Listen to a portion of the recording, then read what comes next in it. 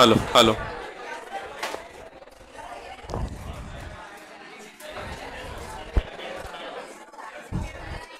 So good afternoon friends. हम लोग क्या देख रहे थे? मैनेजमेंट की मीनिंग देख रहे थे। देख रहे थे। हाँ, कैरेक्टरिस्टिक्स देख रहे थे। हमने कैरेक्टरिस्टिक्स ऑलरेडी पढ़े थे, उस पर क्वेश्चंस आते हैं। आपको कोई पर्टिकुलर पॉइंट दिया रहेगा और पूछा जाएगा कि कौन सा कैरेक्टरिस्टिक हाईलाइट किया गया है उस पर्टिकुलर पॉइंट के द्वारा। सो आपको उसको आइडेंटिफाई करना पड़ेगा और एक आध उसके बारे में एक आध लाइन लिखना पड़ेगा। सो बहुत ही आसान से क्वेश्चंस होते हैं वैसे तो। सो हमने पिछली क्लास में ये देखा था, मैनेजमेंट एक यूनिवर्सल कॉन्सेप्ट है। ये सब पे क्वेश्चन आते नहीं, डायरेक्टली हमने मीनिंग पे देखा था। मीनिंग में दिया हुआ है कि मैनेजमेंट एक प्रोसेस है जिसमें हम गोल्स अचीव करते हैं, काम करवा के लेते हैं। So it is an art of getting work done. So काम करवा के लेना है with the aim of achieving the goals. और गोल्स कैसे अचीव होना चाहिए? तो इफेक्टिवली एंड एफिशिएंटली। बहुत ही आसान है, बट इस पे भी क्वेश्चन पूछा जाता है, फ्री के मार्क्स से। सो हमने देखा था एक प्रोसेस है, क्योंकि इसमें कंटिन्यूस 5 फंक्शंस परफॉर्म करना पड़ता है। हर मैनेजर ये 5 फंक्शन परफॉर्म करता है: planning, organizing, staffing, directing and controlling. फिर हमने देखा था मैनेजमेंट इफेक्टिव होना चाहिए, दैट मीन्स ऑन टाइम हमने गोल्स अचीव करना चाहिए। एंड एफिशिएंट होना चाहिए, that means with limited resources, कम से कम रिसोर्सेज यूज़ करके ज़्यादा से ज़्यादा आउटपुट हम लोग ने क्रिएट करना चाहिए। और खर्चे वगैरह कम करना चाहिए, ये हमने समझा था। इसके बाद फिर हमने देखा कि वैसे इफ़ेक्टिवनेस और एफिशिएंसी ये दोनों इंटर रिलेटेड हैं, क्योंकि दोनों में से एक रिलेशन होता है कि बहुत आसान होगा अगर आप इफ़ेक्टिवनेस बढ़ाना चाहते हैं तो एफिशिएंसी कम कर दें। आप ज़्यादा से ज़्यादा खर्चा कर दें तो इजीली आप इफ़ेक्टिव हो जाएंगे।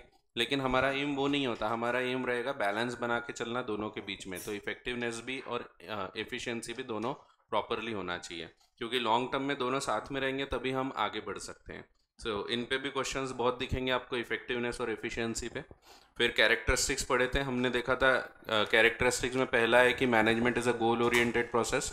गोल्स हम लोग सेट करते हैं। गोल्स प्रॉपरली क्वांटिफाइबल टर्म्स में होते हैं, क्लियरली स्टेटेड होना चाहिए, सिंपल होना चाहिए, सबको बताए गए होना चाहिए, क्योंकि अल्टीमेटली सभी लोग उसी आधार पे काम करते हैं उस पर्टिकुलर गोल को अचीव करने के लिए। जैसे हमने देखा था कि अगर मोबाइल कंपनी का एम है कि 10 लाख या 1 करोड़ यूज़र्स होना चाहिए इस साल में, सो 1 करोड़ यूज़र्स बढ़ाने के लिए सब लोग उसी एरिया में काम करेंगे। सो सबका मेन एम वही रहेगा। सो ये हमने देखा था। सो 1 मिलियन मोबाइल सब्सक्राइबर्स बढ़ाना है एयरटेल को। सो उसको फिर सभी जितने भी मैनेजरल एक्टिविटीज़ होगी सब उसी गोल की तरफ डायरेक्टेड होगी। सो ये हमने समझा। फिर it is all pervasive, that means it is a universal concept, हर जगह लगता है, हर लेवल पे मैनेजमेंट लगता है। सो हर जगह आप देखेंगे जितने भी मैनेजर्स हैं वो ये पांचों फंक्शंस एक्सरसाइज करते ही हैं। ये पैसा कमाने वाले ऑर्गेनाइजेशंस हो या नहीं हो, दोनों में लगेगा। All the organisations, whether big और स्मॉल बिजनेस और नॉन बिजनेस, सब पे मैनेजमेंट का कॉन्सेप्ट अप्लाई होता ही है। फिर मैनेजमेंट मल्टी डायमेंशनल है, ये देखा था हमने। मल्टी डायमेंशन का मतलब है इसमें 3 मेन डायमेंशन होते हैं। पहला management of work, what is to be done, ये हम इसमें देखते हैं।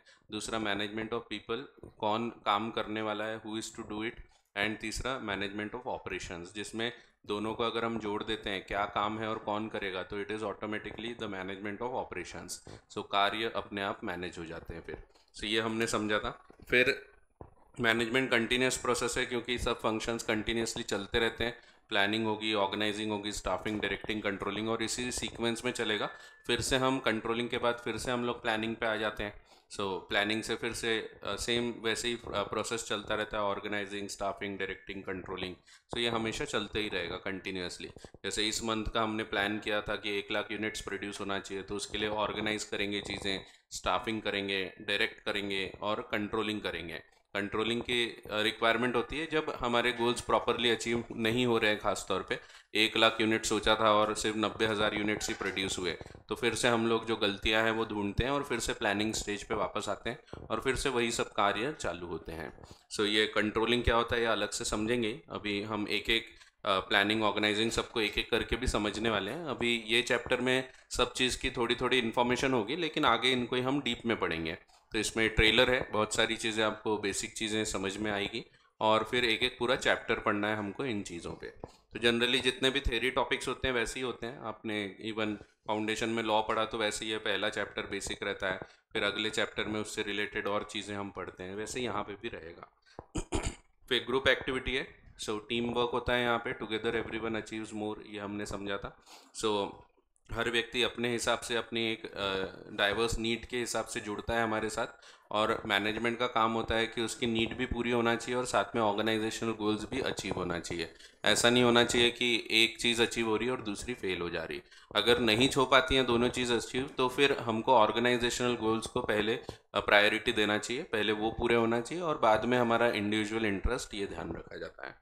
मैनेजमेंट एक डायनामिक फंक्शन है क्योंकि ये बदलते रहता है। कई बार कोई नए कॉम्पिटिटर आ जाएंगे, उस हिसाब से आपको चेंज करना पड़ेगा अपनी मैनेजमेंट स्ट्रेटेजी।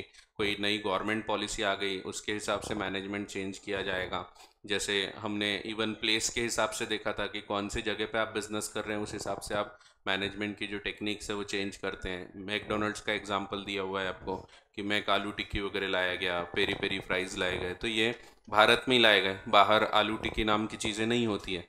सो आलू है ना, आलू तो हिंदी वर्ड है, तो आलू टिक्की अपने यहाँ होती है।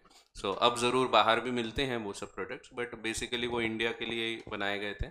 सो ये ऐसे इस प्रकार से चेंजेस किए जाते हैं। सो अगर मैं कौन से एरिया में बिजनेस कर रहा हूँ वो ध्यान नहीं रखूँगा तो तकलीफ जाएगी। मैं यूएस में जाके साड़ियाँ बेच रहा हूँ तो मुश्किल जाएगी, सो कम बिकेंगी। तो ऑफ कोर्स हाँ, डिज़ाइनर और एकदम पार्टी वेयर बेचूंगा तो ज़रूर बिकेगी। वहाँ जाके मैं डेली वेयर साड़ियाँ बेच रहा हूँ, कोई नहीं खरीदने वाला।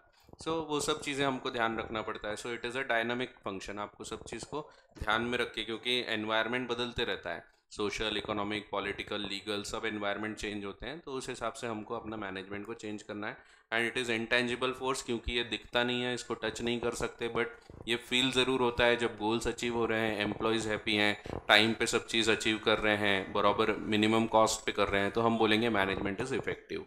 सो ये कभी कभी ऐसे ही दिया रहेगा, targets are met, employees are happy, orderliness and coordination is everywhere, so which management function has been highlighted. तो आपको लिखना पड़ेगा management is an intangible force. So इस प्रकार से क्वेश्चंस पूछे जाते हैं। क्वेश्चंस देखे होंगे आपने। अभी इस बार की बुक थोड़ी और ज़्यादा अच्छी बनाए हैं इन्होंने, सो मुझे ज़्यादा पसंद आई, क्योंकि पहले ऐसा था कि आपने 11th देखा ही है, 11th में बुक्स पूरी पहले पूरा कंटेंट हो गया था और आखिर में क्वेश्चंस दिए थे। बट यहाँ पे इन्होंने बहुत अच्छा किया है, क्योंकि पार्ट पार्ट के हिसाब से क्वेश्चन दे दिए, तो आपके लिए इजी हो जाता है वो पढ़ना। आखिर में और क्वेश्चंस भी दिए हैं एडिशनल, बट यहाँ पे भी साथ साथ में दिया है। तो आप फर्स्ट पार्ट एक बार पढ़ के हो गया तो आप उसके क्वेश्चंस तुरंत सॉल्व कर सकते हैं। और ऑब्जेक्टिव क्वेश्चंस भी आते हैं फ्री के, 20 मार्क वो लोग फेंक के मारते हैं अपने को, सो अपन ने रख लेना चाहिए।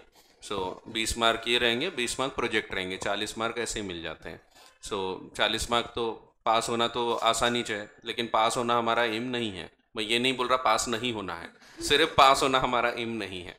हमारा एम रहेगा अभी ज़्यादा अच्छा स्कोर करना, 99 और 100 स्कोर करना। और मिलते हैं, बहुत सारे बच्चे होते हैं 90 प्लस, तो बहुत लोग चले जाते हैं। सो लेकिन कई लोग ऐसे भी होते हैं जिन लोग फिर 70s 80s में अटक गए, बट वैसा नहीं होना चाहिए, क्योंकि स्कोरिंग सब्जेक्ट है, तो वी शुड ट्राई कि हमको इसमें एटलीस्ट 95 98 99 तक के मार्क्स मिल जाए तो अच्छा रहेगा। 100 मिल जाए तो और अच्छा, तो 100 तो सोचना चाहिए। सो मैं जब स्कूल में था, स्कूल तो नहीं, कॉलेज में आ गया था मैं 12th में, तो 12th में था तब एक फिज़िक्स के सर थे, तो उनके पास आखिरी दिन ऑटोग्राफ लेने गया, तो मैं सबका फेवरेट हुआ करता था, पता नहीं कैसे काढ़िया करता था मैं, बट पता नहीं सब लोग बड़ा पसंद करते थे। तो उनसे ऑटोग्राफ लेने गया था, तो उन्होंने एक लाइन लिखे थे, उसके बाद साइन किए थे। सो उन्होंने लिखा था कि always try to reach the sky, if you happen to fall you will be among the stars. तो आज भी याद है मुझे। तो अगर हम नहीं भी पहुंच पाए लेकिन एम अच्छा रखेंगे, तो जाहिर सी बात है कुछ तो अचीव करेंगे ही। तो और कुछ अच्छा अचीव करेंगे, अगर गोल ही नहीं रखेंगे तो हम अचीव नहीं कर पाएंगे उतना। अगर आप गोल रखेंगे तो आपको पता रहेगा कि हाँ अपन अचीव कर सकते हैं, और उस हिसाब से हम वर्क करेंगे। तो प्लानिंग एक इम्पॉर्टेंट चीज़ होती है। सो ज़्यादातर लोग प्लानिंग करते हैं, बट कई लोग नहीं भी करते हैं, जो लोग क्रिएटिव नेचर के होते हैं जनरली वो लोग प्लान नहीं करते उतनी चीज़ें, एक्सटेम्पोर चीज़ें होती हैं, तो वो लोग पूरा पहले से प्लान करके चीज़ नहीं करते हैं। सो लेकिन पढ़ाई में प्लानिंग बहुत इंपॉर्टेंट होती है, अपन यहाँ सभी चीज़ पढ़ेंगे। सो ये रियल लाइफ में अगर आप यूज़ करोगे तो काफ़ी इसका इम्पैक्ट आपको देखने को मिलेगा। सेल्फ मैनेजमेंट भी बहुत इंपॉर्टेंट रहता है, जो कि हमको इस टॉपिक के साथ साथ में समझने मिल जाता है। ये तो बहुत ही आसान वाले क्वेश्चंस हैं, ये आप सॉल्व कर लोगे। Dash aims at the end result of the task, effectiveness, फिर dash consist of series of inter related functions, management. ये तो बोलने की ज़रूरत ही नहीं है, टास्क तो गलत ही आंसर है, सो देखने की ज़रूरत ही नहीं पड़ती। तो यहाँ पे राइट करने से अच्छा आप अलग से बुक में करोगे, कॉपी में करोगे तो ज़्यादा अच्छा है, नोटबुक लेके उसमें किए तो। क्योंकि यहाँ पे एक बार मार्क कर दिया तो अगले बार रिवाइज करने में तकलीफ जाती है, फिर ऑलरेडी मार्क रहेंगी सब चीज़ें। सो इट इज़ बेटर कि इसमें मार्क ना करते हुए अलग से कॉपी लेके उसमें आपने आंसर्स लिखना चाहिए। सो ज़्यादा बेटर होता है, क्योंकि रिवीजन में नहीं तो फिर ऑलरेडी मार्क्ड है तो फिर कन्फ्यूजन हो जाता है, यानी उसमें रिवीजन इफेक्टिवली नहीं हो पाता। ऑलरेडी सब पॉइंट्स मार्क्ड है, सब लिखा हुआ है, तो फिर से रिवाइज करोगे तो दिमाग ही नहीं लगेगा वहाँ पे। सो इसीलिए इट इज़ बेटर कि आप एक अलग से नोटबुक लें और उसमें करें तो ज़्यादा बेटर होता है, या एटलीस्ट पेंसिल से करें और बाद में मिटा दें, बट उसमें टाइम ज़्यादा जाएगा। उससे अच्छा एक रफ नोटबुक रखो, उसमें आंसर्स लिखते जाओ और फिर बाद में चेक कर लो सही है कि नहीं। और दिए भी हैं इसमें, आगे आंसर्स भी दिए होंगे। तो अभी इन्होंने पैटर्न चेंज किया है, पहले ऐसे पैटर्न में नहीं थी बुक, तो आगे कहीं दिए होंगे आंसर्स, एकदम आखिर में दिए होंगे शायद।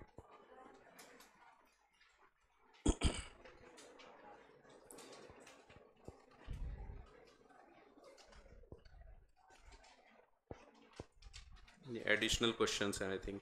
ये पिक्चर वाले क्वेश्चंस अलग कर दिए, पहले बीच बीच में पिक्चर आ जाती थी, सो अभी बीच में नहीं आएगा, वो अलग से बना दिया।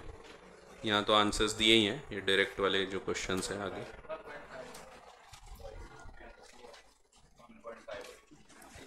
हाँ 1 पॉइंट एकदम आखिर में।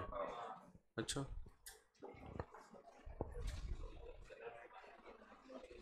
58। हाँ हाँ, यहाँ देखो दिए हैं सब आंसर्स। सो इस प्रकार से आप भी लिख सकते हैं, अपने नोटबुक में लिखते जाएं, बाद में चेक कर लें, यहाँ से लाइन से सब मिल जाएंगे, आप चेक कर लेना। और कोई हेल्प लगती है तो देख लेना, यानी मेरे से पूछ लेना, ऐसा नहीं देख लेना।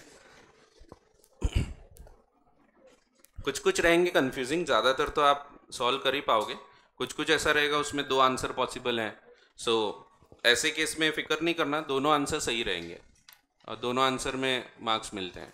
एक्चुअल में आप खुद ही देखोगे, कभी कभी ऐसा क्वेश्चन रहेगा, एक जगह सेम क्वेश्चन है उसमें एक आंसर दिया है, दूसरी जगह सेम क्वेश्चन है उसमें दूसरा आंसर दिया है।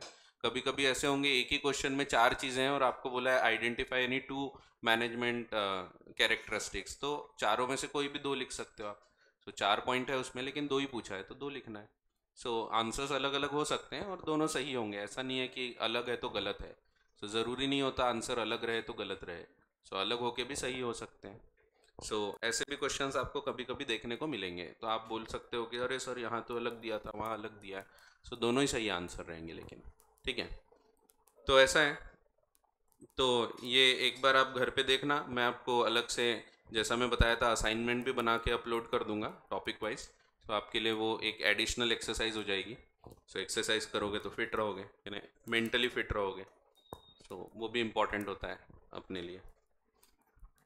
चलो, तो ऐसा है, मेंटल फिटनेस ज़्यादा इम्पोर्टेंट होती है, फिजिकल फिटनेस भी होना चाहिए, मैं ऐसा नहीं बोल रहा, बट ठीक है चलो जाओ दिया। हाँ चलो, ऑब्जेक्टिव्स देखते हैं, ऑब्जेक्टिव्स ऑफ मैनेजमेंट। बचपन में देखा था लॉलीपॉप खाता था, नहीं वो अलग है, वो कौन था, ऐसा कुछ था, कहीं में गोलमाल में था शायद, गोलमाल नहीं, बचपन में देखा था गोपाल, बस बस ठीक है।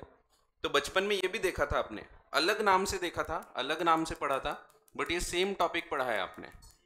ऑब्जेक्टिव्स ऑफ बिजनेस नाम से पढ़ा था आपने, याद होगा आपको। अगर आप बिजनेस चालू करते हैं तो आपके 3 मेन ऑब्जेक्टिव्स होते हैं। पहली चीज़ तो रहेगी सर्वाइवल, तो वही है।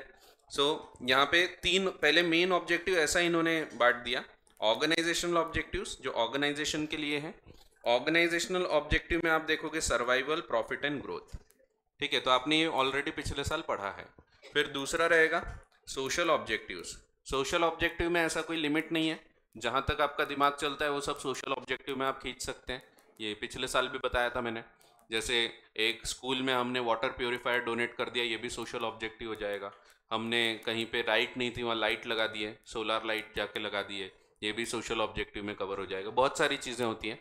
सो आप इवन सोशल ऑब्जेक्टिव में देखोगे CSR भी आते हैं, कॉर्पोरेट सोशल रिस्पॉन्सिबिलिटीज़, और आजकल तो लोग बहुत एडवर्टाइज करते हैं इसके बारे में, बहुत ही अच्छे अच्छे ऐड बनते हैं इसके।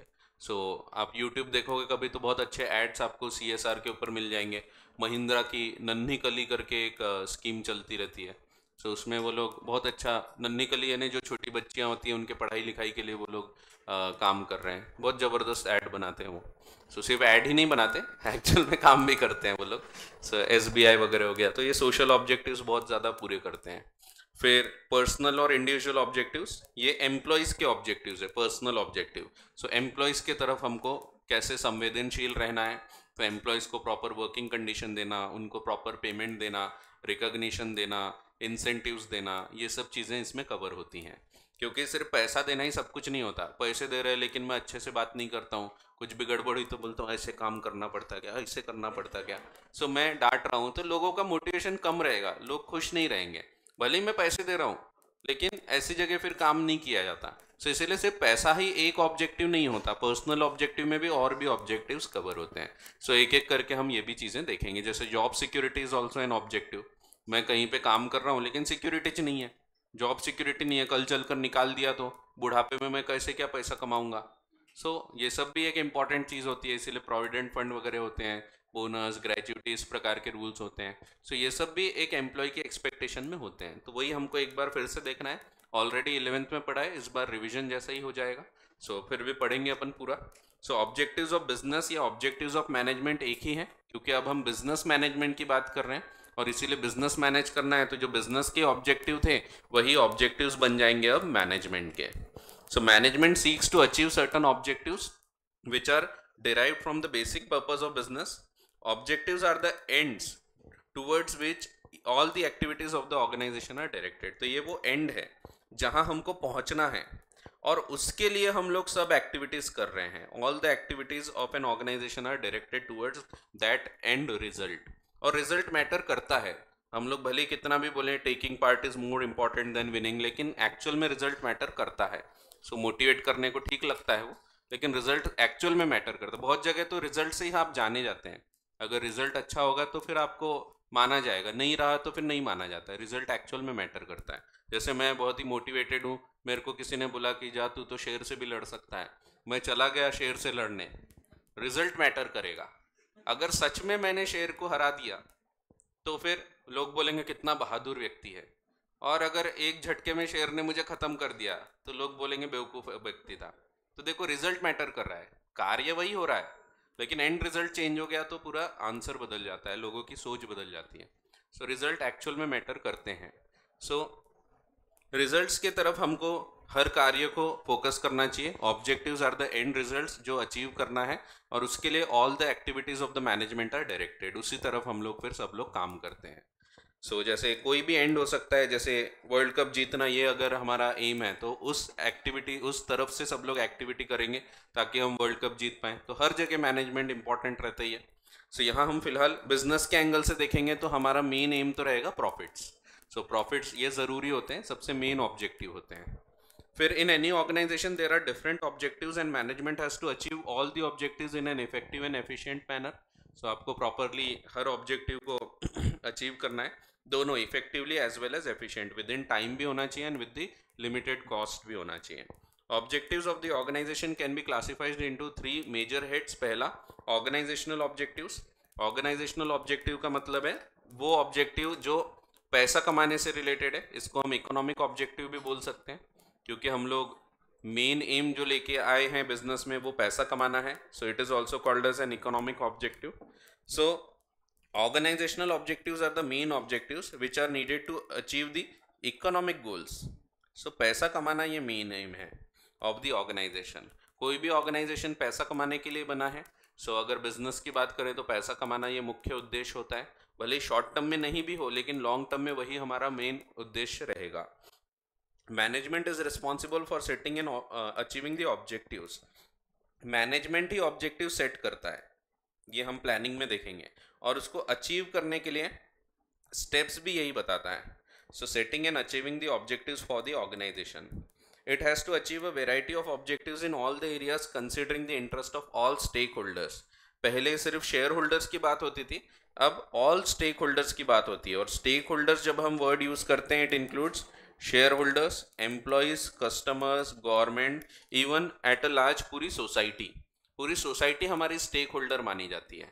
So stakeholder यानी every person who is connected with your business is called as a stakeholder. जैसे एक सप्लायर है, उसको अगर आप फेयर ट्रीटमेंट देते हैं, प्रॉपर पेमेंट करते हैं विद इन टाइम, रेगुलरली आप उसको पैसा देते हैं, गुड्स लेके आते हैं, तो ये भी एक ऑब्जेक्टिव पूरा कर रहे हो आप. सो ये भी स्टेक होल्डर कहलाएगा. कस्टमर्स को चीट नहीं कर रहे हैं, प्रॉपर उनको गुड्स वगैरह प्रोवाइड कर रहे हैं, सर्विसेज प्रोवाइड कर रहे हैं एट रीजनेबल कॉस्ट. ये भी एक ऑब्जेक्टिव रहेगा. ये भी स्टेक होल्डर्स ही हैं जिनको हम अपने तरफ से पूरी सर्विसेज दे रहे हैं, एम्प्लॉयज़ को फेयर ट्रीटमेंट. ये सभी हमारा मेन एम रहता है. अब हम लोग सिर्फ शेयर होल्डर के एंगल से नहीं देखते हैं. अब नया जो मैनेजमेंट कॉन्सेप्ट है वो पूरे स्टेक होल्डर्स के एंगल से बात करता है. पहले हम लोग सिर्फ शेयर होल्डर के एंगल से बात किया करते थे, बट अब स्टेक होल्डर वर्ड ज़्यादा यूज किए जाते हैं. The main objective of any organization is to utilize human and non-human resources in the most efficient and effective manner to achieve the prosperity and growth of organization. और 3 main organisational objectives होते हैं. Survival, और ये इसी sequence में रहेंगे. सबसे पहले आप खुद ही सोच के देखो, छोटा सा एक बिजनेस अगर चालू किया, जैसे मैंने एक छोटा सा बिजनेस चालू किया या प्रैक्टिस चालू किया, सो मेरा सबसे पहला एम रहेगा सर्वाइवल. मैं एटलीस्ट सर्वाइव कर पाऊँ, एटलीस्ट इतना तो अर्न कर लूँ मैं कि मेरा जो खर्चे लग रहे हैं उतना मैं पैसा कमा लूँ. जैसे कि मुझे सैलरी का खर्चा लगता है, इलेक्ट्रिसिटी का खर्चा लगता है, तो जो भी ये वेरिएबल कॉस्ट है, एटलीस्ट रेंट वगैरह हो गया, इतना मेरा कमाना मेन एम होगा. क्योंकि अगर उतना भी नहीं कमा रहा हूँ मैं और मैं लॉसेस में जा रहा हूँ, तो जाहिर सी बात है मैं बिजनेस को डुबाऊंगा ही. आगे चल के वो लॉन्ग टर्म में चल नहीं पाएगा. कुछ टाइम में लॉस में चला भी लूँ, लेकिन आगे वो डूब ही जाएगा. सो इसीलिए सबसे इम्पॉर्टेंट चीज़ होती है पहले सर्वाइवल. एक बार अगर हम सर्वाइव कर जाते हैं तो उसके बाद फिर हमारा एम रहता है अब प्रॉफिट कमाना है. सो इसीलिए आप कई फर्म्स देखोगे जो शुरुआत में सिर्फ सर्वाइवल के ऊपर ही फोकस करती हैं.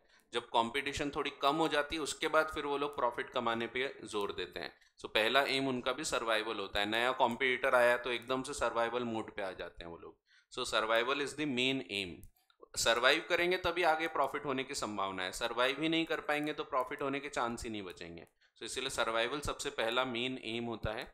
और उसके बाद फिर प्रॉफिट होने के बाद भी हम संतुष्ट नहीं होते, उसके बाद भी हमको चाहिए फिर ग्रोथ. सो हमको फिर नई ब्रांच चालू करना है, नया ऑफिस डालेंगे हम लोग, या बड़ा ऑफिस लेके आएंगे, उसमें एम्बियंस वगैरह अच्छा करेंगे, इंटीरियर वगैरह बना लेंगे. तो ये सब भी क्या है, ग्रोथ का ही एक हिस्सा होता है. सो ये 3 मेन ऑब्जेक्टिव्स होते हैं इकोनॉमिक ऑब्जेक्टिव्स में या ऑर्गेनाइजेशनल ऑब्जेक्टिव्स में. आप इकोनॉमिक बोलो या ऑर्गेनाइजेशनल बोलो, एक ही बात है. ठीक है. वैसे ही पर्सनल ऑब्जेक्टिव बोलो, इंडिविजुअल बोलो या एम्प्लॉयज बोलो, तो एक ही बात है. सो एम्प्लॉयज के जो ऑब्जेक्टिव है पर्सनल ऑब्जेक्टिव में आते हैं, जो आगे दिए हैं अपन पढ़ेंगे. पर्सनल या इंडिविजुअल ऑब्जेक्टिव ये एक्चुअली एम्प्लॉयज के एंगल से देखते हैं हम. सो एम्प्लॉयज के बारे में रहेगा सैलरी देना, परक्यूजिट्स देना, ये सब चीज़ें. ठीक है. सो ऐसा है.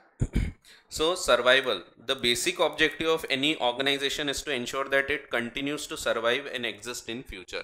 Survival is possible only when the organization is able to earn enough revenue to cover the cost. So survival में क्या होगा, इसको हम ब्रेक इवन भी बोलते हैं. दैट मीन्स यहाँ पे आपका जो कॉस्ट है और रेवेन्यू है ये दोनों इक्वल हो गया. जो भी पैसा मैं कमा रहा हूँ उससे मैं पूरे खर्चे पे कर पा रहा हूँ, दैट इज सर्वाइवल. सो इसके बाद और अगर मैं एक्स्ट्रा कमा रहा हूँ तो वहाँ फिर वो प्रॉफिट में आ जाएगा. सो प्रॉफिट में हम क्या करेंगे, तो हमारा जो कॉस्ट है ये कम रहेगा और रेवेन्यू ज़्यादा रहेगा. सो ये रहेगा फिर प्रॉफिट्स. सो इसमें हम प्रॉफिट्स में आ गए. ठीक है. और प्रॉफिट ज़रूरी है, पैसा बहुत ज़रूरी होता है बिजनेस चलाना है. तो अगर आप बिजनेस चलाएंगे और पैसा ही नहीं होगा तो फिर आगे रन नहीं कर पाएंगे उस बिजनेस को. क्योंकि जैसे एक इंसान में, ये भी पिछले बार फेंके थे अपन ने, जैसे इंसान के बॉडी में रक्त का संचार चलते रहना चाहिए तभी वो चलता रहेगा, उसी प्रकार से एक व्यापार में भी पैसे का संचार चलते रहना चाहिए तभी वो व्यापार चलता रहेगा. सो it is the life blood of any business. So money ये ज़रूरी है, प्रॉफिट्स ये आना ही चाहिए. सो और रेगुलर चलना चाहिए. प्रॉफिट्स आएंगे तभी I will be able to honour my liabilities, तभी मैं पैसा पे कर पाऊंगा, क्रेडिट वर्दीनेस रहेगी. सो ये सेकेंड ऑब्जेक्टिव जो है, तो पहला ऑब्जेक्टिव है सर्वाइवल. सो सर्वाइवल का मतलब है we should earn enough to cover the cost. At least cost हमारे रिकवर हो जाए, रेंट का खर्चा हो गया, इलेक्ट्रिसिटी हो गया, सैलरीज हो गई, ये सब रिकवर हो रहा है, दैट मीन्स मैं सर्वाइव कर पाऊंगा. भले मैं अभी प्रॉफिट नहीं कमाऊं लेकिन आगे सर्वाइव तो कर ही पाऊंगा. फिर profit is the life blood of any business. जैसा कि मैंने आपको अभी बताया, ये भी फेंक सकते हैं आप. फेंकने वाली एक important line, without which no business can survive. So profit एक लाइफ ब्लड है बिजनेस का, जैसे इंसान में रक्त संचार चलते रहना चाहिए वैसे बिजनेस में प्रॉफिट आते रहना चाहिए, without which no business can survive. So management has to ensure that the organisation makes a profit. Profits provides a vital incentive for the continued successful operation of enterprise, क्योंकि long term में profit aim रहेगा ही, short term में सिर्फ survival M हो सकता है आपका, बट लॉन्ग टर्म में प्रॉफिट चाहिए। प्रॉफिट इज द रिवॉर्ड, ये भी बेसिक रूल है, आपको पता है, प्रॉफिट ये रिवॉर्ड है for the risk bearing and is essential to cover the cost, and it should always exceed revenue. जब एक्सीड होगा कॉस्ट से तभी हम बोलेंगे कि हमने प्रॉफिट कमाया है, क्योंकि प्रॉफिट का मतलब ही है कि रेवेन्यू ज़्यादा होना चाहिए और खर्चे कम होना चाहिए, कॉस्ट कम होना चाहिए। एंड तीसरा है ग्रोथ, क्योंकि लॉन्ग रन में हर बिजनेस ग्रो करना चाहता है। So business needs to add to its prospects in long run. So वो हमेशा चलते रहना चाहते हैं बिजनेसेस, कभी भी ऐसा नहीं चाहते कोई कि बंद हो जाए। सो लॉन्ग टर्म चलाना ये एम रहता ही है, ग्रो करना ये एम रहता ही है। So for this the organisation must grow and expand to survive in long run. Growth of an organization indicates how well it is able to exploit its potential opportunities. So जो भी opportunities होती है, हम आगे एक और rule पढ़ेंगे SWOT analysis, उसमें हम देखेंगे कि opportunities को हम लोग कैसे क्या एनकैश कर सकें। So opportunities कई बार आती हैं, उनको हम लोग बराबर गेन नहीं कर पाते, तो वो चीज़ हमको यहाँ पे देखने को मिलती है। सो हाँ, एंड ऑफ कोर्स अनसर्टेनिटी रहती है, भले हम ग्रोथ और प्रॉफिट सोचते हैं, बट ज़रूरी नहीं ऐसा हो। सो कभी कभी उल्टा भी हो जाता है, जैसे आज मेरे साथ उल्टा हो, कल मैं बोला था TCS ऊपर जाएगा, आज नीचे चला गया है, वो 3% नीचे गया, जबकि अच्छे रिजल्ट हैं, तो 2-4 दिन में फिर से आ जाएगा वैसे, तो मैं होल्ड कर पाया, वो अच्छी बात है। लेकिन आज जम के नीचे गिरा दिए उसको, तो अब वो ऐसा हो गया, वो शर्मा जी के बेटे के साथ होता है ना, कि ऐसा स्टूडेंट अच्छा पढ़ रहा है, उसको बोलते हैं देख शर्मा जी के बेटे को, ज़्यादा अच्छा कर, एक्सपेक्टेशन बढ़ जाती है, तूने 98 लेके 99 क्यों नहीं आए, ऐसा होता है। तो TCS के साथ वैसा ही हुआ कि वो एक अच्छा बेटा है, अच्छे से प्रॉफिट कमा के दे रहा है, पर एक्सपेक्टेशन में लोग बोल रहे हैं नहीं नहीं और एक्सपेक्टेड था, उतना नहीं किया इसने, तो इसीलिए वो गिरा दिए एकदम से धाड़ से। तो ऐसा होता है कई बार, तो यही तो रिस्क है। सो प्रॉफिटेबिलिटी ये हम लोग चाहते ज़रूर हैं, but it is not certain, uncertainty होती है, and the chance of occurring any chance of occurrence of any loss is called as risk. तो ये रिस्क रहता है। सो ऐसा रिस्क हर बिजनेस में रहता ही है। सो ऐसा होता है, आपके साथ भी होता होगा, आपने 98 लेके आए तो आपको बोलेंगे 99 क्यों नहीं, उसको देख 99 आए, तो ऐसा होता है। आपको शर्मा जी के बेटे का एग्जाम्पल देते होंगे, मैं बताया था, तो हम लोग को भी एग्जाम्पल मिलते हैं, ऐसा नहीं मैं 98 लेके आऊँगा मेरे को भी एग्जाम्पल मिलेंगे कि तूने 98 लाया, वो देख गुप्ता जी की बेटी को, उसने देख 99 लेके आई है, फिर बताएंगे उसको देख के ही तो 1% कम हुआ है। सो अपने घर भी ऐसी बातें होती है, ऐसा नहीं है। तो हाँ चलो खैर, सो हाँ, तो ग्रोथ ये ज़रूरी है सरवाइव करने के लिए in long run. Growth of an organisation indicates how well it is able to exploit is potential opportunities. जो भी पोटेंशियल अपॉर्चुनिटीज़ हैं जो आ रही है हमारे तरफ, उसको हम कितने अच्छे तरह से यूज़ कर पाते हैं। And growth is measured in terms of, अलग अलग ग्रोथ मेजर होने के तरीके होते हैं।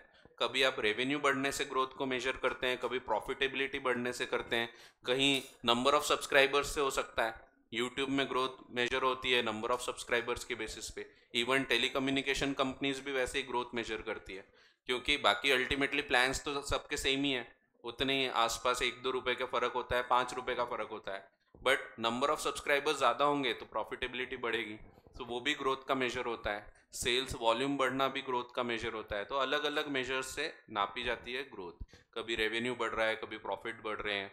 सो ये सब चीज़ें अलग अलग मेजर्स होते हैं।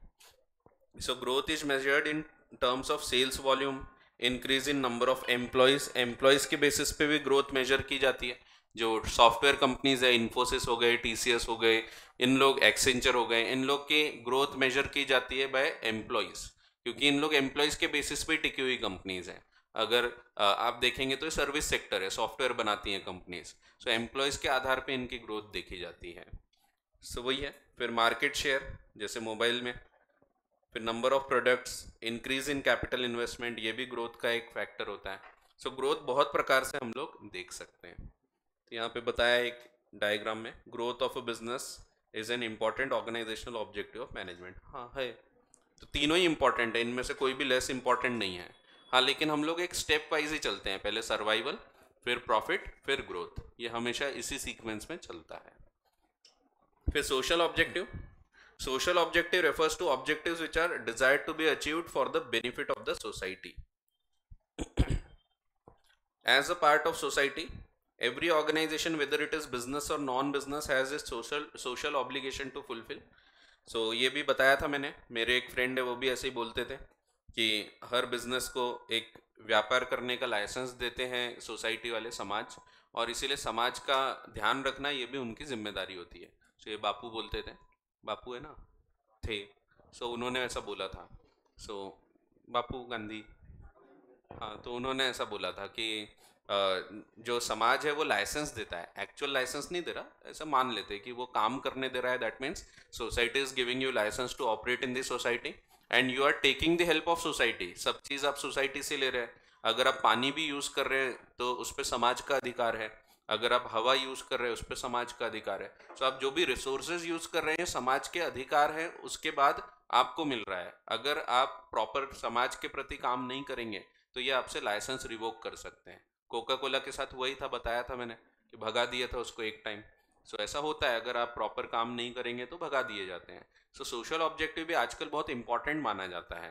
पहले के टाइम पे उतना इंपॉर्टेंट नहीं था, बट आजकल बहुत इंपॉर्टेंट है, लोग इसको इवन प्रमोट करते हैं। हम बताएंगे तो हम लोग ऐसे कई बार एडवर्टाइजमेंट में बोलेंगे कि हम लोग नेचुरल प्रोडक्ट्स बनाते हैं और पेड़ भी उगाते हैं। सो इस प्रकार से बताया जाएगा ताकि ये बताएं कि वी आर सोशली रिस्पॉन्सिबल। सो आप अगर कोई भी हमारे प्रोडक्ट लेते हैं तो उसका 2 रुपया जाता है गरीब बच्चों की पढ़ाई लिखाई की ओर, शिक्षा की ओर। सो इस प्रकार से बताया जाता है ताकि लोग फिर उसके प्रति और ज़्यादा संवेदनशील होकर उसके प्रोडक्ट खरीदते हैं। अगर 150 रुपये में ये प्रोडक्ट है, यहाँ भी 150 रुपये में दूसरा प्रोडक्ट है, तो मैं सोचूंगा ये प्रोडक्ट लेते हैं क्योंकि ये लोग सोशल ऑब्लिगेशन भी पूरे करते हैं। सो उससे भी कहीं ना कहीं सेल्स में फ़र्क पड़ेगा, ग्रोथ होगी। सो सोशल ऑब्जेक्टिव्स भले डायरेक्टली अफेक्ट नहीं करते बट इनडायरेक्टली ये भी अपने सेल्स और प्रॉफिटेबिलिटी, लॉन्ग टर्म हमारे बिजनेस को काफ़ी अफेक्ट करते हैं, काफ़ी इम्पैक्ट पड़ता है इसका। So as a part of society, every organization, whether it is a business or non-business, has social obligations to fulfill. It means management must consistently create economic values for various constituents of societies. So various constituents, सभी के लिए, पूरी society के लिए इन्होंने काम करना चाहिए। So जो स्टेक होल्डर वर्ड अभी हमने यूज़ किए थे वो। So some of the, it is not an exhaustive list, some of the, और भी बहुत सारी ऐसे सोशल ऑब्जेक्टिव्स हो सकती हैं। Some of the major social objectives include, example दिया है आपको, ये इतने ही हैं ऐसा नहीं, और भी कुछ आ सकता है। Protection of environment by using environmental friendly methods of production. So environment की सुरक्षा करना, सिंपल से पॉइंट है, ये पता है आपको सब। जनरेशन ऑफ एम्प्लॉयमेंट, तो नई एम्प्लॉयमेंट अपॉर्चुनिटीज जनरेट करना ये सोशल ऑब्लिगेशन है। एग्जिस्टिंग एम्प्लॉयज को बेनिफिट्स देना ये इंडिविजुअल ऑब्लिगेशन या पर्सनल ऑब्लिगेशन है। सो पर्सनल ऑब्लिगेशन में आपको क्या दिखेगा, ऑब्जेक्टिव में क्या दिखेगा कि उनको सैलरी दे रहे हो, उनको रिकॉग्निशन दे रहे हो, तो ये पर्सनल ऑब्जेक्टिव है। बट न्यू एम्प्लॉयमेंट जनरेट करने से सोसाइटी को फर्क पड़ेगा, एंड स्पेशली फॉर वीकर और under privilege sections of society. So इनके लिए आप अगर अपॉर्चुनिटीज क्रिएट कर रहे हैं तो ये सोशल ऑब्लिगेशन है। Providing basic amenities like schools, health care, ये भी करते हैं बहुत सारे। सो टाटा मेमोरियल हॉस्पिटल्स होते हैं या उनके स्कूल्स होते हैं, बिरला के मंदिर है, टेम्पल्स बनाए हुए हैं। सो ये सब क्या है, ये एक्चुअली सोशल ऑब्लिगेशन का एक तरीका है। For employees and community, even for the community, सिर्फ एम्प्लॉयज के लिए नहीं, for the whole community, society. Supply of good quality products at fair prices, ये भी एक सोशल ऑब्लिगेशन है। सो आपको ये वेरियस कॉन्स्टिट्यूएंट में सबका ध्यान अगर रख रहे हो किसी का भी, तो ये सब सोशल ऑब्लिगेशन है। सो इसमें सभी स्टेक होल्डर्स कवर होते हैं।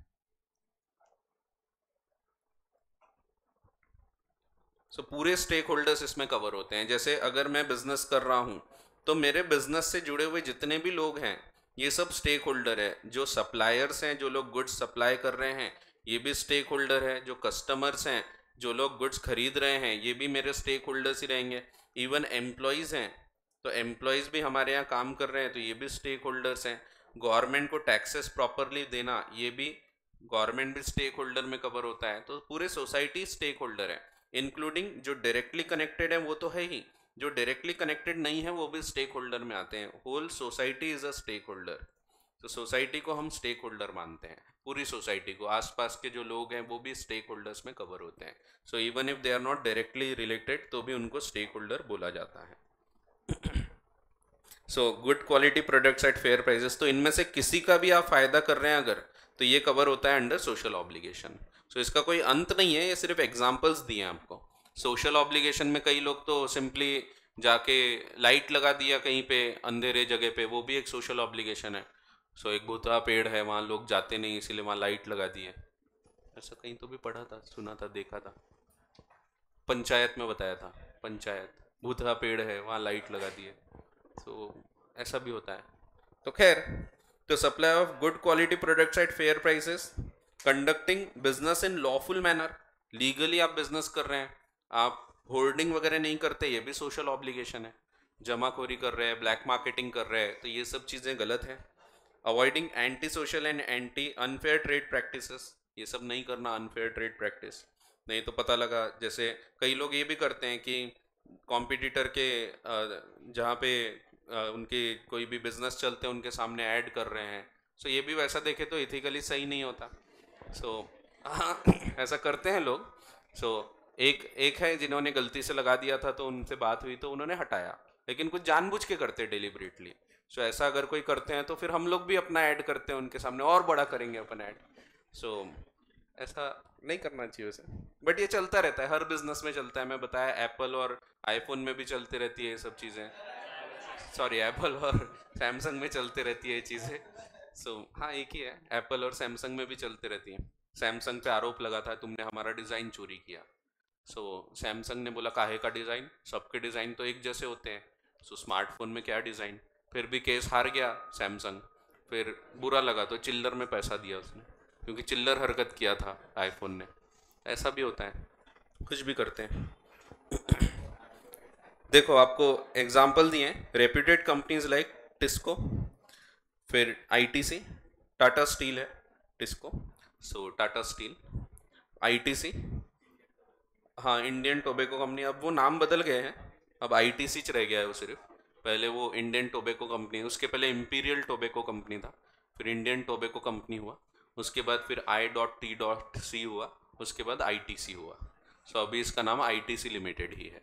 बट वो ओरिजिनली तंबाकू का उत्पादन करती थी, और आज भी जो भी सिगरेट आप पीते हैं वो सब आईटीसी के द्वारा बनाई जाती, ज़्यादातर, यानी पीते नहीं बट देखते हैं, ज़्यादातर मैक्सिमम 70-75% सिगरेट्स जो है ये आईटीसी के द्वारा बनाई जाती हैं। सो कोई भी विल्स हो गया या जो भी होती है, मेरे को पता नहीं, गोल्ड वगैरह हो गई, सो ये सब जो है ये ज़्यादातर आईटीसी बनाते हैं। कुछ कुछ और कोई लोग भी बनाते हैं, गोदफ्रे फिलिप्स है वो भी इसी में काम करती है, सिगरेट वगैरह बनाना। सो ऐसे कुछ ही है गिने गिने चुने, मालबोरो भी आईटीसी का ही ब्रांड है। सो ये आईटीसी में ही आते हैं सब ज़्यादातर। आईटीसी हर जगह फैला है, इतना खतरनाक कंपनी है ना वो, हर जगह फैली है। ये जो क्लासमेट आप यूज़ करते हैं बुक्स, ये आईटीसी का ब्रांड है, सनफीस्ट जो है वो आईटीसी का ब्रांड है। सो बहुत खतरनाक फैली हुई है आईटीसी। सो आईटीसी हो गया, टाटाज हो गए, ये लोग हर जगह फैले हैं, हर बिजनेस, छोटी से छोटी सुई से लेके बड़े से बड़े एरोप्लेन के बिजनेस तक फैले हुए हैं ये लोग। सो अच्छी बात है। चलो, सो हाँ, Tata steel, ITC, Asian Paints etcetera have taken social responsibility as a basic element of the decision making process. ये सोशल रिस्पॉन्सिबिलिटी रतन टाटा जी तो खतरनाक मानते हैं। सो अब तो नहीं रहे, बट वो बहुत ही खतरनाक मानते थे सोशल रिस्पॉन्सिबिलिटी को। सो जब ये ज़रूरी नहीं भी था सोशली रिस्पॉन्सिबल होना, तब भी उन्होंने अपने प्रॉफिट्स का 4% हर साल, जितना भी प्रॉफिट कमाते थे उसका 4% यूज़ किया है for the social responsibility, even when there was no law. अब तो लॉ है, कानून है, सोशल रिस्पॉन्सिबिलिटी पे सीएसआर का कॉन्सेप्ट है, तो अब तो कंपलसरी है 2% of the average net profits of the past 3 years. पिछले 3 साल जो भी प्रॉफिट कमाते हैं उसको ऐड अप करो, डिवाइड बाय 3 करो, एवरेज नेट प्रॉफिट आ जाएगा, उसका 2% हर साल आपको खर्चा करना पड़ता है फॉर सोशल रिस्पॉन्सिबिलिटी। सो अब कंपलसरी है। सो बड़ी कंपनीज को, हर कंपनी को नहीं, सो उनको कंपलसरी रहता है। सो अगर ये नहीं भी होता तो भी कुछ कुछ कंपनीज पहले से कर रही है, जैसे टाटा कंपनीज, टाटा के पूरी ग्रुप ऑफ कंपनीज ये हमेशा से सोशली रिस्पॉन्सिबल है। एसबीआई है, एसबीआई खूब मानी जाती है। कभी गांव में जाके सिलाई मशीन दान कर देंगे, सो महिलाएं वहाँ सिलाई करके रोजगार कमा सकती हैं। सो इस प्रकार से बहुत एसबीआई भी बहुत सोशल रिस्पॉन्सिबिलिटी पूरी करते हैं। अपना काम नहीं करते बट सोशल रिस्पॉन्सिबिलिटी अच्छी पूरी करते हैं। हाँ, एक्चुअल में एसबीआई अच्छा काम नहीं करते वैसे। ठीक है, तो आप जाओगे वहाँ काउंटर नंबर 4 पे, वो बोलेंगे 7 पे पूछो, वो चलता रहता है। वो बताया था ना, एक बार जोमेटो वाला आया था, तो उसको बोले लंच के बाद आना। वो बोले अरे मैं जोमेटो वाला लंच लाया। तो फिर बोले अरे हाँ हाँ, लो। So, ऐसा भी होता है। ठीक है। So TISCO was the first company in the country to conduct social audit. Social audit इन्हें, ये एक इंडिपेंडेंट, अब तो ये भी कई कंपनीज को कंपलसरी हो गया है इम्पैक्ट असेसमेंट वगैरह, कि आप सोशल रिस्पॉन्सिबिलिटी पूरी कर रहे हैं तो उसका क्या इम्पैक्ट पड़ रहा है। Tata iron and steel company. So अब वो टाटा स्टील ही हो गई, वो टिस्को बोल रहे हैं लेकिन एक्चुअली टाटा स्टील हो गई है। उसमें फिर और सब्सिडरीज है, भूषण स्टील वगैरह, सो उसकी सब्सिडरी है वो। So Tata iron and steel company. So TISCO बोलते हैं उसको, फेमस पहले से नाम चल रहा है इसीलिए। सो टाटा स्टील ही बोल सकते हो वैसे आप उसको। ठीक है। सो हाँ, तो मैं क्या बता रहा था, हाँ, तो ये सोशल ऑडिट जो होता है ये अब तो कई कंपनीज को कंपलसरी भी है, इम्पैक्ट असेसमेंट और सोशल ऑडिट, कि आप जो काम कर रहे हैं उससे सही में फ़र्क पड़ रहा कि नहीं पड़ रहा। सो ये टिस्को ने सबसे पहली बार, जब ज़रूरी नहीं था तब भी ये किया था। सो ऐसे बहुत सारे सोशल ऑब्लिगेशंस होते हैं। तो देखो आपको दिए ही हैं यहाँ, UltraTech cement, India's biggest cement company, has organise medical camps, immunization program, sanitation program, school enrollment, plantation drives, water conservation programs, industrial training, organic farming across 407 villages in the country। फिर M&M जो महिंद्रा का मैंने बताया, नन्ही कली, तो वो दिया है, runs a programme such as Nanhi Kali, focusing on education of girls. It also runs medical pride schools for industrial training and lifeline express for healthcare services in remote areas। ये नन्ही कली का एक ऐड दिखाता हूँ मैं, बहुत अच्छा था तो इसीलिए देख लो। बहुत ही ज़बरदस्त ऐड बनाया था। सो एकदम अलग ही था, ऐसा बेटी हाथ से निकल गई, ऐसा वाला ऐड था।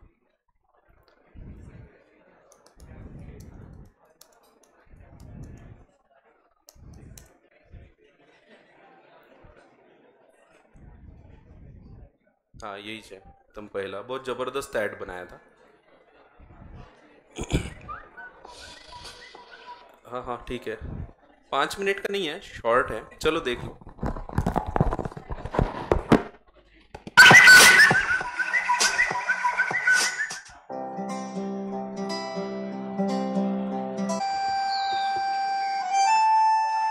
छुटकी जल्दी आ।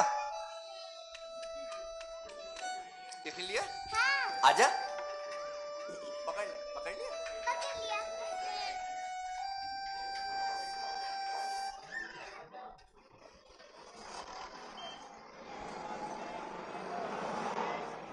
अरे गोविंद। अरे भैया, नमस्ते। नमस्ते नमस्ते नमस्ते। अरे ये क्या, बिटिया स्कूल जाने लगी है? चलो अच्छा है अच्छा है। वैसे जरा समझ के गोविंद, ज्यादा पढ़ लिख करके कहीं लड़की हाथ से ना निकल जाए।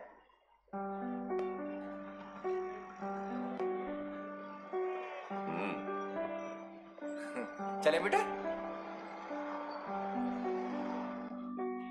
पापा, मैं हाथ से क्यों निकल जाऊंगी?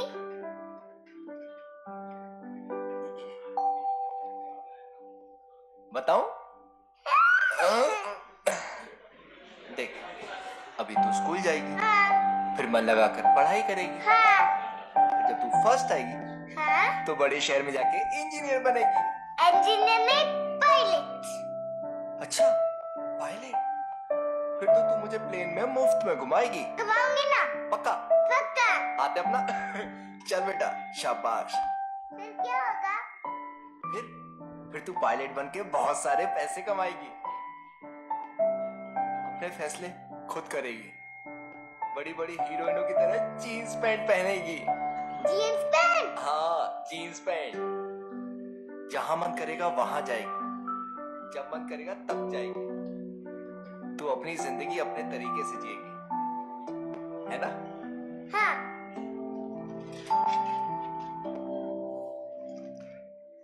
तो पापा, फिर तो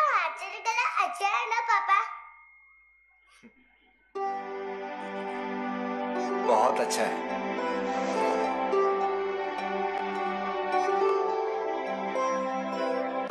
लड़की के हाथ कामयाबी तब आएगी जब लड़की हाथ से निकल जाएगी।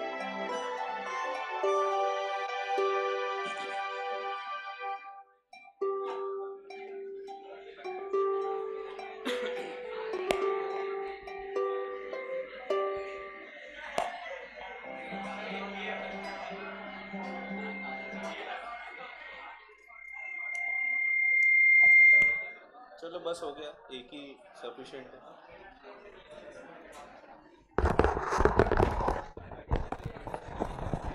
सो ये महिंद्रा वालों का ऐड था सोशली रिस्पॉन्सिबल होने के लिए।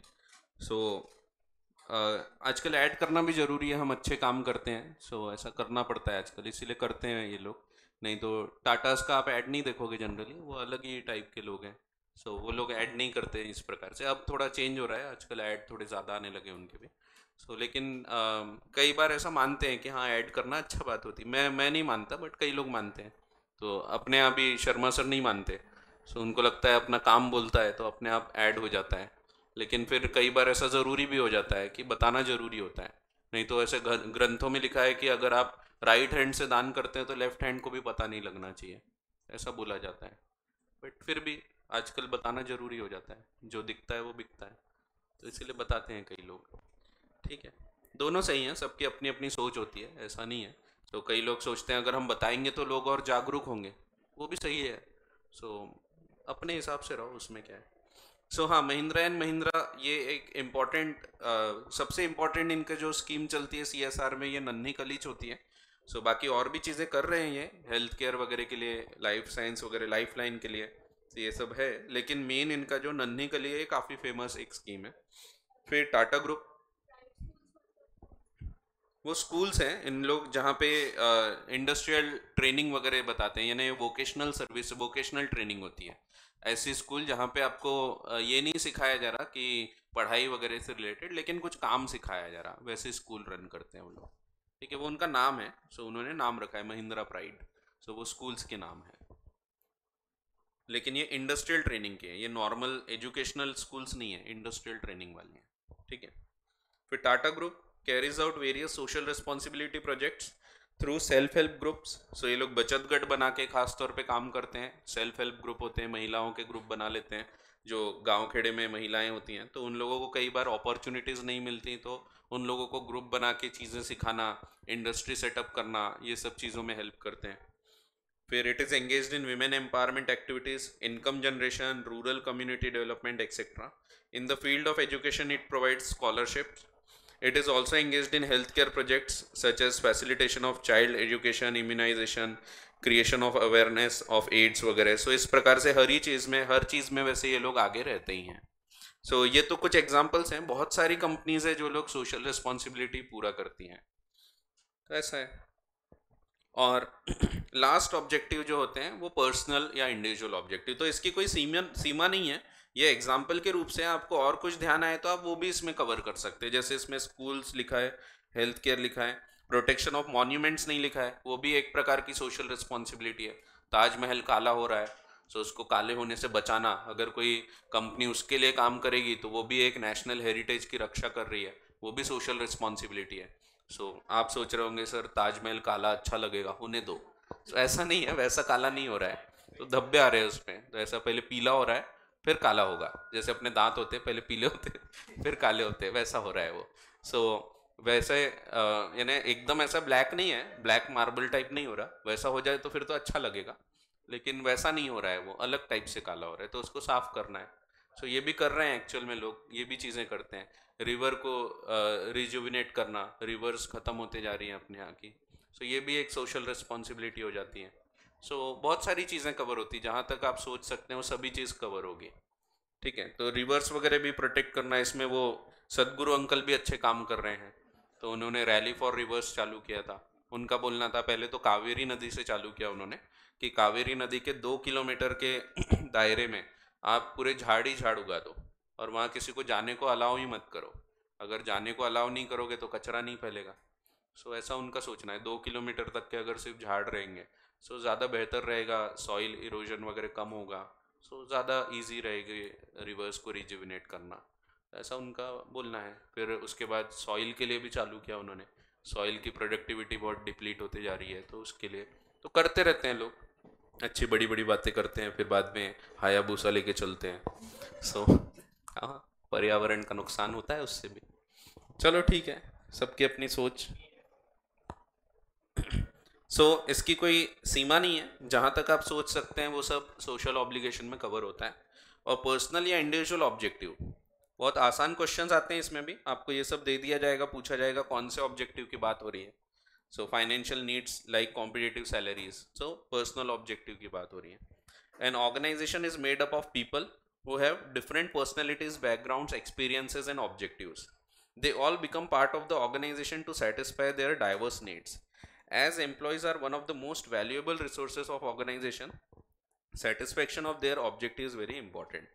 Personal objective में यही कवर होता है, एम्प्लॉयज कवर होते हैं एक्चुअली। ये सिर्फ एम्प्लॉयज से रिलेटेड है। इट इंक्लूड्स द फॉलोइंग, इसमें भी इंक्लूसिव लिस्ट है, एकदम ऐसा फाइनल नहीं है।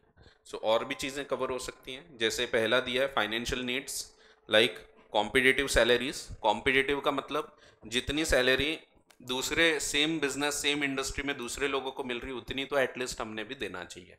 ज़्यादा सैलरी देना अच्छा नहीं होता हमेशा, कॉम्पिटिटिव सैलरीज बोले जाते हैं, क्योंकि ज़्यादा सैलरी भी ऑर्गेनाइजेशन के लिए सही नहीं होती। आगे पढ़ेंगे अपन जब हम प्रिंसिपल्स ऑफ मैनेजमेंट पढ़ेंगे। फिर पर्क एक चॉकलेट है वो दे देना, नहीं वो नहीं। पर्क्स यानी परक्यूजिट्स, उसको पूरा अगर बोले तो परक्यूजिट्स बोलते हैं उसको। परक्यूजिट्स यानी जो और कोई नॉन मॉनेटरी बेनिफिट्स होते हैं वो परक्यूजिट्स कहलाते हैं। जैसे आप मेरे यहाँ जॉब करने आए, आप सीए बन गए, आप बोले कि शशांक सर के यहाँ काम करना है अपने को, आप मेरे यहाँ जॉब करने आए, मैंने आपको बोला यार मैं गरीब आदमी हूँ, सिर्फ 2 लाख रुपए पर मंथ सैलरी दे पाऊँगा। आप बोले ठीक है सर। मैं बोला लेकिन मैं आपको एक वो देखो सामने घर दिख रहा है ना, वो घर की ये लो चाबी। आपने बोले अरे सर घर, मैंने बोला हाँ बस ऐसी परक्यूजिट। ये एक परक्यूजिट हो गया, रेंट फ्री अकोमोडेशन, कोई पैसा नहीं कुछ नहीं, फ्री में आप वहाँ पे रह सकते हैं। फिर मैंने बोला एक मिनट ये लो मेरी ऑडी R8 की चाबी। मैंने आपको कार दे दिया, ये भी क्या है, परक्यूजिट है ये। जो मॉनेटरी बेनिफिट नहीं है बट मैं चीज़ें दे रहा हूँ आपको, ये परक्यूजिट है। आप जाते हैं, मेरे जो फ्लैट वगैरह दिया वो खोल के देखते हैं, अरे AC भी लगा है, अरे फ्रिज है यहाँ तो, अरे फर्नीचर है, सब है fully furnished. Rent free accommodation वो भी विथ फर्नीचर मिला है, ये भी एक प्रकार के परक्यूजिट्स हैं। ड्राइवर दे दिया एक चौफर, वो साथ में आपके साथ साथ कहीं भी आपको जाना है तो वो लेके जाता है आपको, ये भी एक परक्यूजिट्स है। इस प्रकार से परक्यूजिट्स दिए जाते हैं। कई बार तो गवर्नमेंट जॉब इसीलिए करते हैं लोग, लाल बत्ती वाली कार मिलेगी। गवर्नमेंट जॉब के परक्यूजिट्स हैं वो। परक्यूजिट्स यानी जो नॉन मॉनेटरी बेनिफिट्स होते हैं, फाइनेंशियली है वो, लेकिन मनी में नहीं दिए जाते, पैसा नहीं दिया जाता, ठीक है। फिर social needs like peer recognition. Peer recognition का मतलब है इक्वल रिकॉग्निशन, सेम प्रकार से। ऐसा नहीं होना चाहिए 2 जन हैं, एक जन मेरा पहचान का इसलिए उसको ज़्यादा अपन सैलरी दे रहे हैं, ज़्यादा उसकी तारीफ करते हैं, एक मेरे पहचान का नहीं है नॉर्मल कोई व्यक्ति है तो उसको कम सैलरी दे रहे हैं, उसके नाम ही नहीं लेते। ऐसा नहीं होना चाहिए। 2 जन अगर सेम लेवल पे काम कर रहे हैं तो दोनों को इक्वल रिकॉग्निशन मिलना चाहिए। ऐसा नहीं होना चाहिए एक मेरा भतीजा है तो भतीजे को अपन ज़्यादा बेनिफिट्स दे रहे हैं, उसका हर जगह नाम फैला रहे हैं, तो ऐसा नहीं होना चाहिए। पीयर रिकॉग्निशन, इसमें भी self respect and respect for colleagues भी होना चाहिए। सब एक लेवल के लोगों को एक प्रकार से अगर आप चीज़ें दे रहे हो तो एक प्रॉपर रिस्पेक्ट बनी रहती है। हायर लेवल नीड्स जैसे कि policies for personal growth and development. कई बार हम लोग काम तो कर लेते हैं लेकिन हमको ग्रोथ चाहिए, ग्रोथ जब तक नहीं मिलेगी तो जुड़े नहीं रहते, वही मोनोटोनस काम कर रहे हैं तो कई बार लोग छोड़ के चले जाते हैं वो organisation. Good and healthy working condition, ये भी इसी में कवर होता है पर्सनल ऑब्जेक्टिव में। In case personal objectives are not satisfied, employees may lose interest in work and it may hamper organizational performance. Management must aim to reconcile personal goals with the organizational objectives for harmony in the organization. हमने try करना चाहिए personal goals और organizational goals दोनों reconcile हो, यानी दोनों achieve हो। ऐसा नहीं होना चाहिए एक अचीव हो रहा और दूसरा डिफीट हो जा रहा। दोनों पूरे होंगे तो ज़्यादा बेहतर है। ये कुछ ऑब्जेक्टिव्स हैं मैनेजमेंट के। जिसको आपने पिछले साल ऑब्जेक्टिव्स ऑफ बिजनेस पढ़ा था, वही ऑब्जेक्टिव्स ऑफ मैनेजमेंट है। तो अगर आप पिछले साल की बुक भी उठा के देखोगे तो सेम चीज़ वहाँ भी लिखी हुई है। ऑफ कोर्स यहाँ थोड़ा डीप में ये नन्ही कली वगैरह के बारे में बताया है, वहाँ ये सब नहीं दिया था। ठीक है। फिर अगली क्लास में हम मैनेजमेंट के इम्पोर्टेंस पे चर्चा करते हैं। चलो, कोई डाउट है तो देख लेते हैं ऑनलाइन भी। नहीं है डाउट तो कंक्लूड करते हैं। Thank you.